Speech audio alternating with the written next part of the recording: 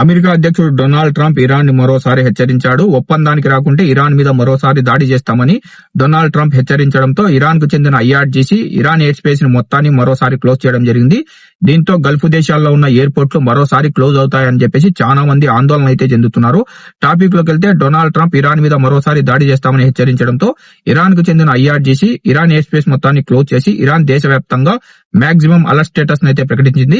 అదే సమయంలో ఉత్తర ఇరాక్ ప్రాంతంలో భారీ ఫైటర్ జెట్ల కదలికలు అయితే కనిపిస్తున్నాయి. ఆకాశంలో యుద్ధ విమానాలు గస్తీ కాస్తున్న వీడియోలు సోషల్ మీడియాలో వైరల్ అవుతున్నాయి. అంతేకాకుండా మరో ఆందోళన కలిగించే విషయం ఏంటంటే కువైట్ యుఏఈ ప్రాంతంలో జీపీఎస్ జామింగ్ సమస్య ఏర్పడినట్టు ఇంటర్నేషనల్ ఏవియేషన్ వర్గాలు అయితే తెలిపాయి. దీంతో విమాన నావిగేషన్, షిప్పింగ్ ట్రాకింగ్ సిస్టమ్ పై ప్రభావం పడే అవకాశం ఉందని నిపుణులు అయితే హెచ్చరిస్తున్నారు. ప్రస్తుతం గల్ఫ్ ప్రాంతంలో విమానయాన సంస్థలు అత్యంత అప్రమత్తంగా అయితే ఉన్నాయి. చాలా విమానాలు ఇరాన్, ఇరాక్ ఎయిర్ స్పేస్ల మీద కాకుండా వేరే రూట్లలో అయితే ప్రయాణిస్తున్నాయి. కొన్ని దేశాలు తమ ఎయిర్లైన్స్ లకు ఆల్రెడీ ప్రత్యేక హెచ్చరికలు కూడా జారీ చేసినట్టయితే తెలుస్తుంది. ఈ పరిణామాల వల్ల గల్ఫ్ దేశాల్లో పనిచేస్తున్న భారతీయులు, ముఖ్యంగా కువైట్ యుఏఈలో పనిచేస్తున్న భారతీయులు చాలా ఆందోళనలో అయితే ఉన్నారు. గల్ఫ్ దేశాల్లో పరిస్థితులు ప్రతి గంటకు మారుతున్నాయి. ఫ్లైట్ల cancellation, air space restriction, security అలర్ట్లు వచ్చే అవకాశం ఉందని ఇంటర్నేషనల్ ఏవియేషన్ వర్గాలు అయితే తెలుపుతున్నాయి.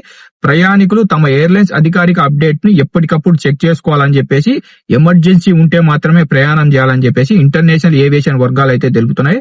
కాబట్టి ఫ్రెండ్స్, ఎమర్జెన్సీ ఉంటే మాత్రమే ట్రావెల్ చేయండి. ఫ్రెండ్స్, మీకు గనుక ఈ వీడియో ఇన్ఫర్మేటివ్ అనిపిస్తే వీడియోని లైక్ చేసి వీడియోని మన తెలుగు వాళ్ళందరికీ షేర్ చేయండి. ఇలాంటి గల్ఫ్ ట్రావెల్ అప్డేట్స్ కోసం మన గల్ఫ్ ఎక్స్పర్ట్ తెలుగు ఛానల్ ని సబ్స్క్రైబ్ చేసుకుని బెల్ బటన్ ఆన్లో పెట్టుకోండి.